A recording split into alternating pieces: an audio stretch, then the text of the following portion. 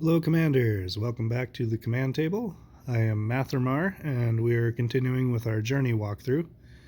We are now on the Ancient Road and this will take us through the first part of map 3, battles 271 through 275. If you would be so kind, please do like and subscribe. Also hit that notification bell if you want notifications when I drop new videos. And if you have any questions or comments, please feel free to leave those below. Alright, let's dive into map 271. Okay, here we have 3 groups of archers, 2 brutes in the back, 2 brutes in the front, and 3 groups of warhounds with a set of dire wolves in the front. So what I figured I would do is I could use 1 bomb bot to neutralize 3 army points, or at least most of it, by taking out the brute and the warhounds. And then down here I can use another bomb bot to take out 2, 3, possibly 4 army points just by taking out the brute and the warhounds and the direwolves in the middle. These other ones back here would be a little more difficult to get multiple army points with, so that's why I went back to just fleshing out my squad. So I've got a battle drummer that's kind of difficult to see. We've got the paladin, 2 groups of shield bearers, my 2 hammer throwers, and then we've got these risen warriors that'll pop up in the middle of these archers in the back and kind of spread both ways. So the bomb bots are going to kind of do the bulk of the heavy lifting, and then everything else should just be able to steamroll right through. So that's my thought process for that one. Okay, so there went the vast majority of the things on the front line there. Got the risen warriors now drawing the fire of the archers. They ended up going only one direction. They didn't split off and go up as well as I thought they would, but that's fine. We didn't seem to have too much trouble anyway. Okay, that was 271. Let's go on to 272.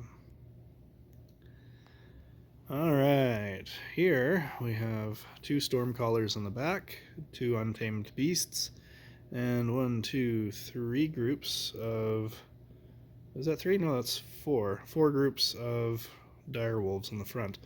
So my thought process for this one is I want to delete those stormcallers. And you can do the trick where you take your assassins, move them off and on the map again until they have a vertical orientation. And that makes it a lot easier for them to split and to position so that they'll go after 1 stormcaller each. You can actually do that. The trick I've been using is I'll only put the assassins on the map and then just fight the battle until I've got them in the right spot. Then I'll worry about taking everything else out and putting them on. So that saves you a little bit of trouble because you can just go really fast without having to worry about it. The 2 bomb bots are going to take out a bunch of the dire wolves. They're not going to take out the untamed beast, but that's not an issue. I've got my thorn guards right up front to catch whatever's left from this frontal assault, and I've got my battle drummer recessed and tagged on to these crystal spires so that the thorn guards still get the benefit of the drummer's radius, but the drummer is not within range of the untamed beast clawing through and hitting the drummer. The crystal spires and the hammer thrower is just there to provide some good sustained damage. And here goes. Oh, a note, just back up a smidge here. You'll notice that the assassins pop up right here. I should probably have moved them forward a little bit, but not far enough to where they'd go after the untamed beasts. But you'll notice that when they split, they kind of go back around and chase the stormcallers. So if I just put them a little bit more forward, they'd probably get to them sooner and kill them sooner. Because you'll see that those stormcallers do get a couple of shots through. Yep, and they shred through a lot of my units. You could, in theory, it might even be better to drop the hammer thrower, 1 set of hammer throwers and 1 crystal spire, and get 2 sets of assassins just to make sure you get them down. Alright, moving on to 273. Okay, for this one we have 3 catapults in the back, a paladin, and 4 groups of shield bearers.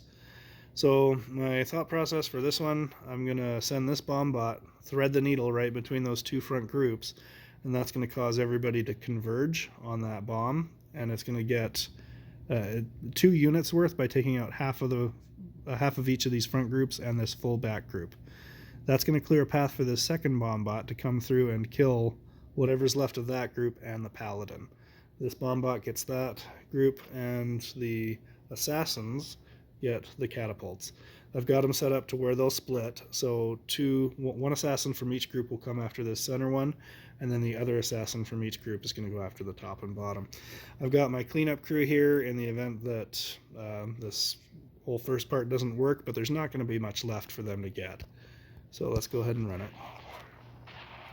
Okay, poof, there goes Paladin, and then there's just a couple of shield bearers left, so very easy to tidy up. Okay, 273 down. Let's move on to 274. Alright, we've got a whole bunch of giant toads right up front. Then we've got our arcane blades, 4 of them, right behind, and 3 druids, it looks like. So I've set my assassins up to where they're going to split and go after the 2 druids that are right in the back there. And if I'm lucky, that bottom assassin should take care of that 3rd druid. If not, it's not a big deal. We definitely have enough damage to compensate for it. The toads are just going to lick themselves to death on my thorn guards. I don't have to worry too much about the drummer. I actually didn't want to put the drummer on the front of this crystal spire because if the arcane blades blink through, there's a chance that they might blink all the way to the back and take out my sustained range damage there. So the crystal spire should take out everything that's left that's ping-pong in there.